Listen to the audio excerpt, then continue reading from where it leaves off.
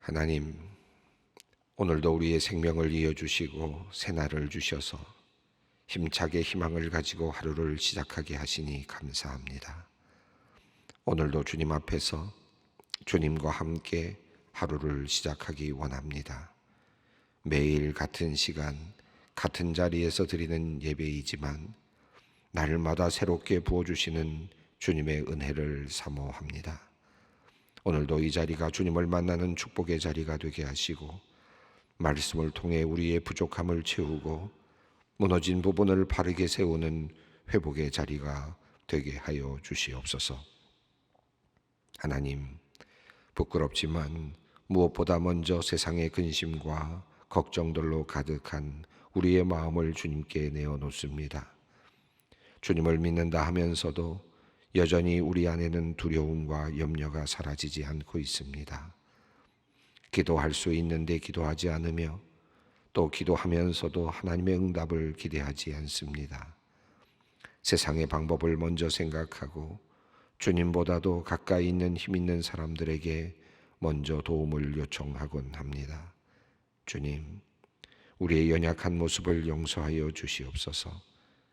단단한 믿음으로 어떤 상황 속에서도 평안을 누리며 살기 원합니다. 주님, 우리에게 큰 믿음을 주시옵소서.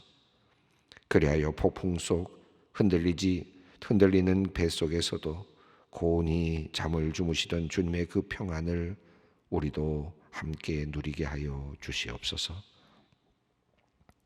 가정의 건축가가 되시는 하나님, 소망의 모든 가족들이 하나님을 가정의 진정한 주인으로 모실 수 있었으면 참 좋겠습니다.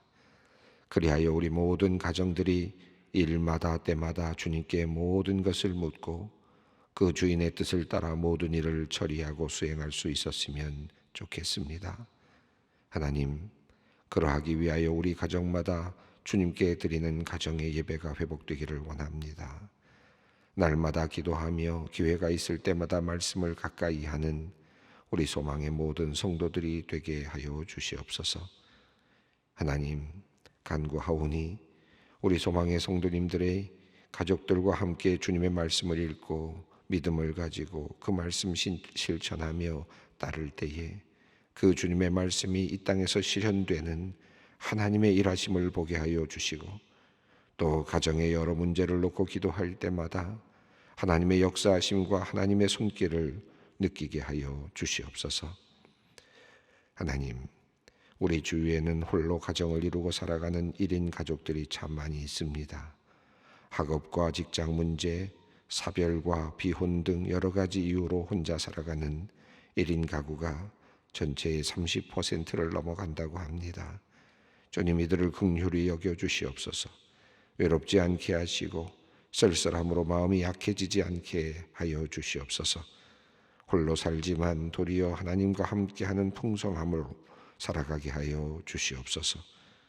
안전한 보금자리를 주시고 마음을 나눌 수 있는 영혼의 친구들도 주님 허락하여 주시옵소서. 하나님, 이 나라를 위하여 기도합니다. 대한민국 우리의 한반도를 긍휼히 여겨 주시옵소서. 하나님의 통치가 이 땅에 가득하기 원합니다. 공의가 세워지고 사랑이 가득한 나라 되게 하여 주시옵소서. 특별히 남북의 교회를 다시 세워 주시옵소서. 남한의 교회들에게는 초심으로 돌아가는 갱신과 회복이 일어나게 하시고 북녘의 교회들에게는 신앙의 자유와 부흥을 선물로 내려 주시옵소서. 한반도의 평화가 주님의 손에 달려 있음을 믿습니다. 주님, 이 나라를 불쌍히 여기시고 구하여 주시옵소서. 주님, 우리 소망교회가 주님의 복음을 민족과 열방에 전하는 전도사역에 더욱 힘쓰게 하여 주시옵소서. 교인들의 마음 가운데 한 영혼을 향한 뜨거운 열정이 되살아나게 하여 주시옵소서.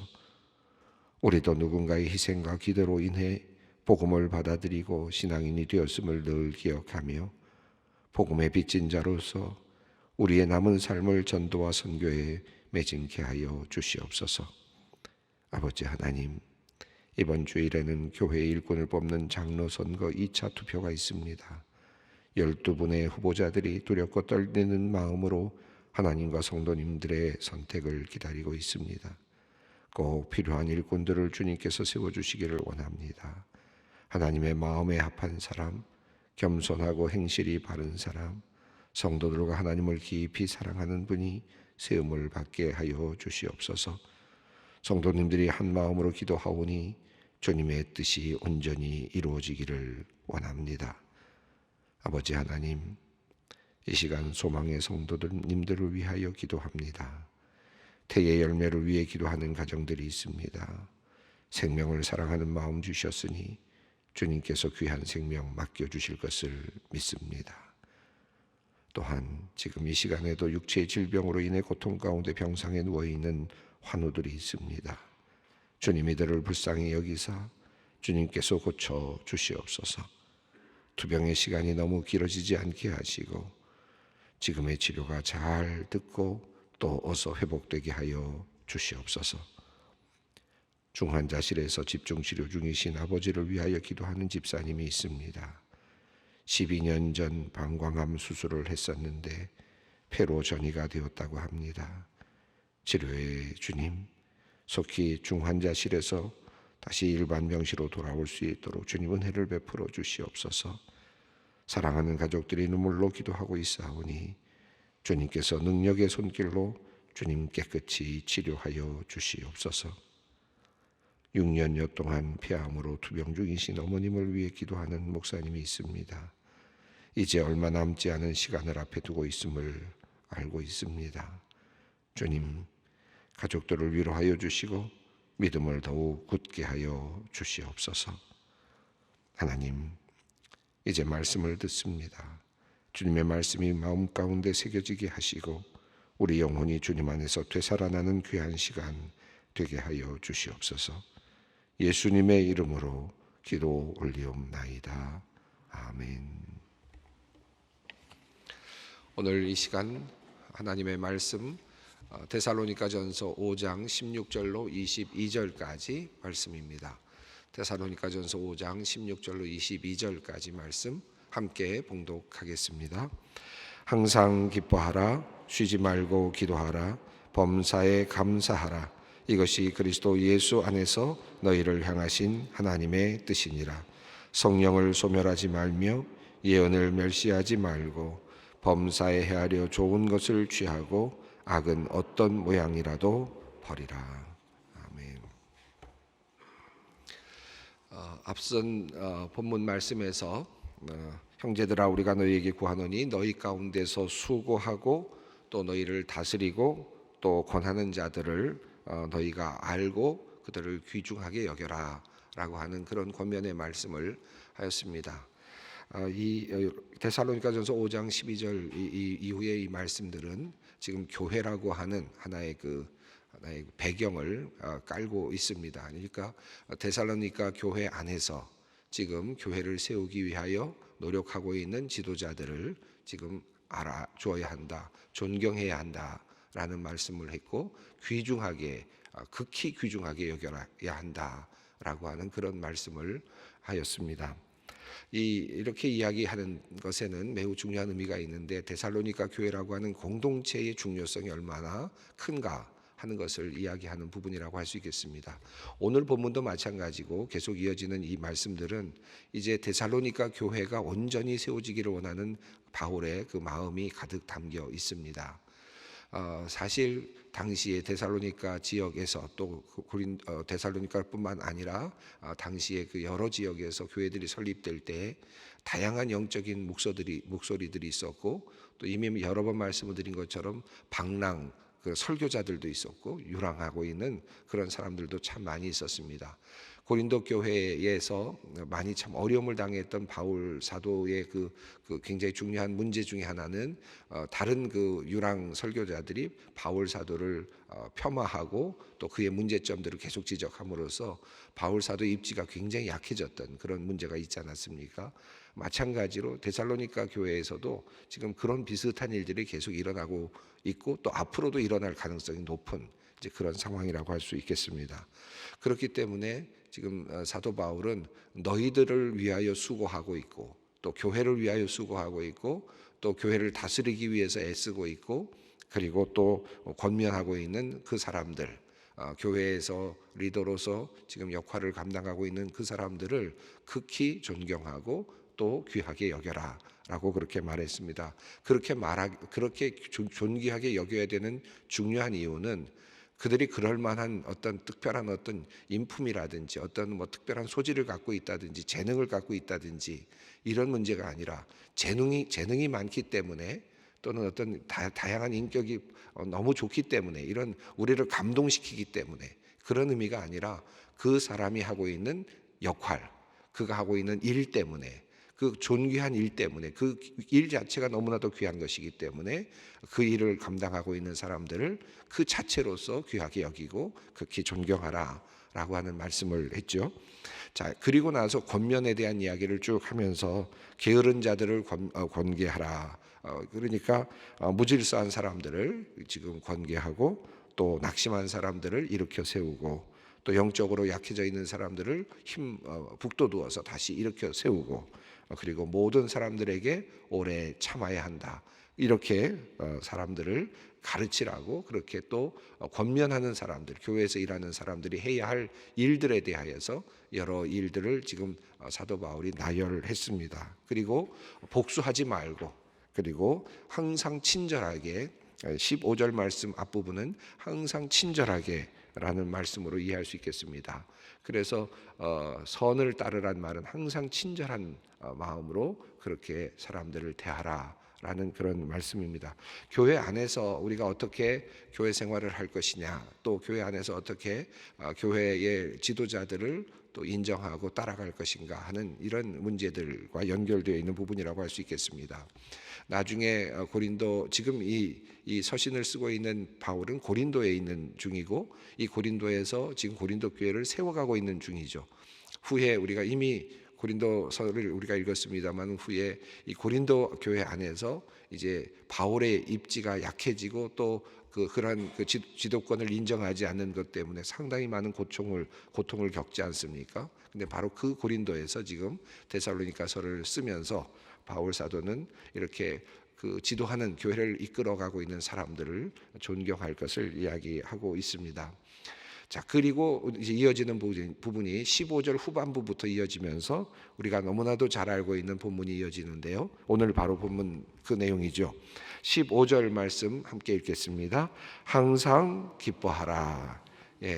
이어지는 말씀은 너무나도 잘 알고 여러분께서 외우시기도 하시는 본문이고, 성경 본문으로 아마 제일 우선으로 꼽는 그런 분들도 참 많이 있을 텐데, 15절부터 22절 이 말씀은 조금 독특한 형식을 갖고 있습니다. 헬라어 알파벳으로 말하면 P라고 하는 알파벳이 있는데, 푸 발음이 나는 그런 그런 알파벳입니다. 그 알파벳이 맨 앞에 문장의 첫 부분에 들어가 있는, 그래서 다 이제 P 하는 그런 발음이 나오는 그런 방식으로 15절, 17절, 18절, 19절, 20절, 21절, 22절이 그대로 하나씩 나누어지면서 이렇게 소개되고 있는 그런 특별한 본문입니다. 그러니까 15절부터 22절이 하나로 묶여 있다, 이렇게 보셔도 좋을 것 같습니다. 하나의 의미군을 이루고 있다라고 볼 수 있겠고요. 그래서 이 부분을 어떻게 해석하느냐, 따로따로 떨어뜨려서 해석하기보다는 하나로 묶어서 해석하는 것이 좋겠다. 그리고 의도를 가지고 지금 피 발음이 나는 그런 그 단어를 앞에 세우면서 15절부터 22절이 이어지면서 이제 마지막으로, 이 데살로니가전서의 마지막 부분입니다. 23절 이후의 내용, 오늘 본문 이후의 내용은 축복의 그 언어로 되어 있기 때문에 어떤 권면이라기보다는 축복의 말씀으로 되어 있습니다. 그러니까 권면으로는 이 부분이 마지막 부분에 해당된다고 할 수 있겠는데요. 그러니까 앞에 나왔던 수많은 그 모든 권면들을 하나로 요약하고 있는, 그리고 마지막으로 지금 정리해주고 있는 그런 본문이라고도 볼 수 있겠습니다. 우리가 18절을 먼저 한번 보겠습니다. 범사에 감사하라. 이것이 그리스도 예수 안에서 너희를 향하신 하나님의 뜻이니라. 하나님의 뜻이다라고 이렇게 되어 있는데, 델레마라고 하는 단어를 썼는데, 이 델레마라고 하는 단어가 앞서 또 한 번 나왔습니다. 4장 3절에서 한 번 나왔습니다. 그래서 사도 바울이 이것은 하나님의 뜻이다 하나님의 그 마음이다, 하나님의 뜻이 담겨져 있다라고 이렇게 표현했는데, 이것은 분명하게 하나님의 뜻이 담겨져 있다라고 말하면서 첫 번째로 다뤘던 것은 하나님의 뜻은 이것이니 너희의 거룩함이다라고 했죠. 첫 번째로 이미 하나님의 뜻에 대해서 이미 갈파를 했습니다. 제일 먼저 우리가 하나님의 뜻으로 받아들여야 되는 것이 무엇인가? 그것은 우리의 거룩함이다. 그리고 이어지는 내용이 무엇이었습니까? 너희의 거룩함과 관련해서 제일 먼저 나온 것은 너희의 거룩함이라 음란을 버리고, 그리고 각각 거룩함과 존귀함으로 자기 안에 대할 줄을 알고 하나님을 모르는 이방인과 같이 세욕을 따르지 말고 이 일의 분수를 넘어서 형제를 해하지 말라라는 말씀이었죠. 그 말씀, 첫 번째 거룩함은 이 거룩함은 가정생활에서부터 시작이 되고 있음을 보여주었습니다. 그래서 온전한 가정생활을 이루어내는 것이 하나님의 뜻이다 라고 하는 말씀을 우리가 정리해 보았습니다. 그래서 어떤 성적인 행위를 하지 말라는 것이 아니라, 성적인 부분이 모두가 다 나쁘다는 것이 아니라, 가정 안에서 하나님께서 주신 분깃으로 그것을 받고 가정을 아름답게 가꾸어 나가는 그 모든 것이, 그리고 그러한 모습을, 아내를 사랑하고 남편을 사랑하는 이것이야말로 거룩함에 속하는 것이고, 그 거룩함이 바로 하나님의 뜻이다 라고 그렇게 말씀했죠.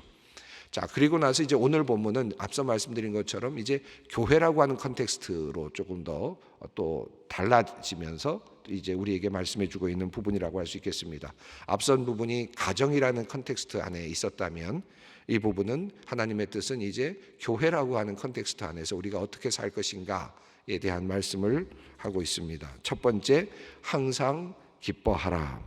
두 번째, 함께 읽겠습니다. 17절입니다. 쉬지 말고 기도하라. 18절 다시 한번 읽을까요? 범사에 감사하라. 이것이 그리스도 예수 안에서 너희를 향하신 하나님의 뜻이니라.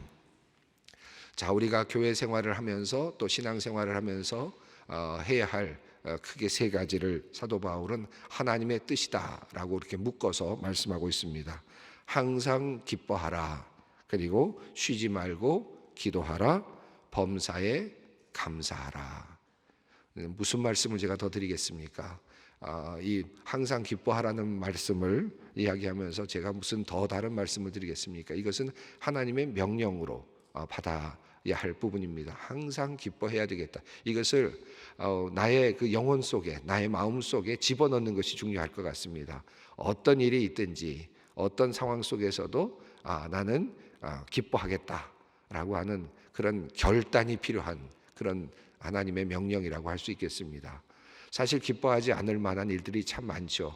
어려움이 생길 때마다, 또 뭐 귀찮은 일들이 일어날 때마다 짜증이 날 때도 있고, 또 슬픈 일들이 우리에게 주어질 때마다 기뻐할 수 없는 상황이 도래할 때가 참 많습니다.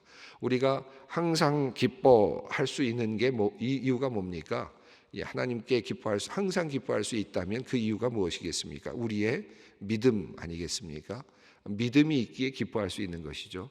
어떤 상황 속에서도 이것이 어렵지만, 힘든 일이 도래했지만, 지금 힘들어서 이겨내기가 참 버겁고 힘들고 눈물이 나는 일이지만, 그러나 하나님께서 나와 함께 하시고 또 나의 편이 되어 주신다라고 하는 이 믿음을 잃지 않는다면, 이것이 또 다른 소재가 될 수 있겠다, 또 다른 재료가 될 수 있겠다, 또 다른 하나님의 역사하심의 출발점이 될 수 있겠다라고 믿는 것이죠. 그렇게 되면 어려움 속에서도 먼 미래를 바라보면서 기뻐할 수 있겠습니다. 이 기뻐하다, 감사하라도 같은 맥락일 것입니다. 기뻐하다, 감사하다는 같은 말씀을 두 번 반복해서 쓴다고도 할 수 있겠는데, 우리가 어려움 당할 때 어려움 당하지만 감사할 수 있는 이유는 역시 믿기 때문이죠. 믿음 때문에, 우리의 믿음이, 그리고 하나님께서 우리와 함께 하시고 우리의 편이 되어 주신다는 것을 믿기 때문에, 또 하나님께서 언젠가는 우리를 바른 길로 인도해 주실 것이라는 그 소망 때문에 우리는 또 감사할 수 있습니다. 그러니까 기뻐한다라는 말과 감사하다라는 말은 항상 같이 갈 수 있는, 믿음과 같이 가는 부분이라고 할 수 있겠습니다. 그 사이에 쉬지 말고 기도하라라는 말씀이 적혀 있습니다. 이 쉬지 말고 기도하라라는 말은 항상 기뻐하고 그리고 동시에 그럼 포기해라 라는 말씀이 아니라는 말씀입니다. 기도하라는 말씀이 굉장히 중간에 끼어 있으면서 둘 사이에 뭐라 그럴까요? 이 하나의 갈등이라기보다는 하나의 긴장 관계를 만들어가고 있다라고 볼 수 있겠습니다. 우리가 보통 일반적으로 믿음을 가진다라고 하면 하나님께서 우리에게 고통이 주어지도록 허용하셨을 때, 또는 우리가 힘든 어려운 문제 속에 있을 때 이거 하나님께서 나에게 주신, 하나님이 나의 편이시니까 괜찮을 거야, 물론 견디고 기뻐하고 감사할 수 있죠. 그러나 항상 그런 태도를 가지고 있어야 되지만, 그러나 그렇다고 해서 우리들의 인생이나 우리들의 목표를 포기하거나 또 우리들의 자발적인 어떤 결단을 포기하는 것은 아닙니다. 그런 의미에서 본다면 또 기도가 필요하다고 할 수 있겠습니다. 우리의 필요를 아뢰는 거죠. 하나님, 병을 낫게 해주십시오. 기도하는 것이죠. 간절히 기도하는 것이죠. 이 어려움에서부터 이제 벗어날 수 있게 해주십시오. 기도하는 것이죠. 나는 이런 것을 원합니다. 주님 앞에 기도로 아뢰어 있는 것이죠. 그냥 무조건 운명적으로 받아들이고 무조건 감사하고 무조건 기뻐하고 그저 다리가 없어져도 감사하고 뭐가 없어져도 감사하고 안 보여도 감사하고 무조건 감사할 수 있겠지만, 물론 그것도 중요한 믿음이지만, 그러나 어려움 속에 있으면서도 우리가 필요를 하나님께 아뢰는 것 중요하지 않겠습니까? 예수님께서도 마지막에 이 잔을 내게서 옮겨주십시오라고 기도했을 만큼 예수님도 자기의 필요를 말씀으로 하나님께, 자기의 소원을 하나님께 아뢰었습니다. 이것은 결코 부끄러운 일이 아닙니다. 이것은 믿음의 없음도 아닙니다. 우리가 하나님으로부터 모든 것을 받고 있고 하나님께서 우리를 이끌어주고 계신다는 사실을 알고 믿고, 그러므로 어떤 상황 속에서도 기뻐하고 감사하지만, 그러면서도 동시에 우리의 필요는 주님 앞에 또 아뢰는 것입니다. 거절하실 수도 있고, 또 하나님께서 우리의 기도를 들어서 또 새로운 국면으로 우리를 끌고 가실 수도 있습니다. 기도하는 사람은 또 한편으로는 이 말씀 속에는 또 다른 의미가 있는데, 기도하는 사람은 하나님께서 나에게 주신 것들을 세어볼 수 있습니다. 기도하는 사람, 하나님 앞에 기도하고 하나님께 온전하게 자기의 마음을 아뢰고 나의 필요를 아뢰는 사람들은 하나님께서 나에게 무엇을 주셨는지 정확하게 알 수 있습니다. 왜? 기도했기 때문이지. 기도하면서 주님 앞에 이야기했기 때문에 그것이 하나님께서 나에게 주신 선물이라는 사실을 명확하게 압니다. 그러니까 감사할 수 있죠. 그러니까 또 기뻐할 수 있습니다. 그래서 항상 기뻐하라, 쉬지 말고 기도하라, 범사에 감사하라 라는 것은 어떤 상황 속에서도 감사하고 기뻐하라는 운명론적인 의미를 넘어서서 우리로 하여금 또다시 도전하게, 기도를 통해서 도전하게 만들고, 또 기도를 통해서 도전하게 만들므로써 또다시 새로운 감사가 만들어지는, 기도를 통해서 우리가 얻게 되는, 그럼으로써 일어나는 또 다른 감사, 또 다른 기쁨이 충만하게 되는 그런 하나의 긴장 관계가 있는, 그러면서도 역동적인 그런 하나의 의미 체계를 갖고 있다고 할 수 있겠습니다. 그러므로 사랑하는 우리 성도 여러분, 그냥 외우셔도 좋겠습니다. 또 마음속에 다져 넣으셔도 좋겠는데, 항상 기뻐하자, 항상 감사하자, 그리고 그냥 끝나는 것이 아니라 중간에 끼어 있는 매우 중요한 말씀, 항상 기도하자. 기도가 이 모든 것들을 변형시키고 새롭게 만드는 기아와 같은 새로운 어떤 국면으로 만들어가는 또 다른 하나의 역동적인 기아와 같은 역할을 하고 있습니다. 그 사이에 기도하면서 이루어 주신 것도 감사하고 이루어 주시지 않은 것도 기뻐하고, 이런 태도죠. 이것이 바로 우리 신앙인의 태도라고 할 수 있겠습니다. 자, 이렇게 세 가지를 사도 바울은 항상 기뻐하라, 그리고 쉬지 말고 기도하라, 범사에 감사하라 라고 하는 이 귀한 말씀을 우리에게 주시면서 이것이 하나님의 뜻이다 명료하게 이야기를 하고 있습니다. 기도하는 것은 하나님의 뜻입니다. 기도하는 것은 불경이 아닙니다. 하나님께서 하시는 일에 도전하는 행위도 아닙니다. 우리의 필요를 아뢰이고 하나님 앞에 기도하는 것은 하나님께서 우리에게 명령하신 것이고 또 하나님의 뜻이다. 그러므로 우리는 기도할 수 있습니다. 과감하게, 그리고 우리의 필요를 아뢰일 수 있다는 사실입니다. 19절, 20절, 21절, 22절 함께 읽겠습니다. 성령을 소멸하지 말며 예언을 멸시하지 말고 범사에 헤아려 좋은 것을 취하고 악은 어떤 모양이라도 버리라.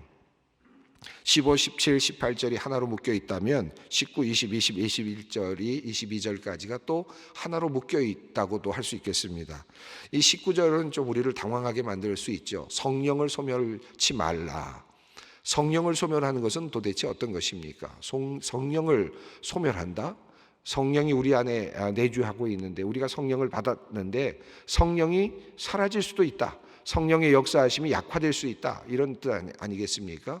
성령을 소멸하지 말라. 이런 말씀이 무엇과 연결되느냐?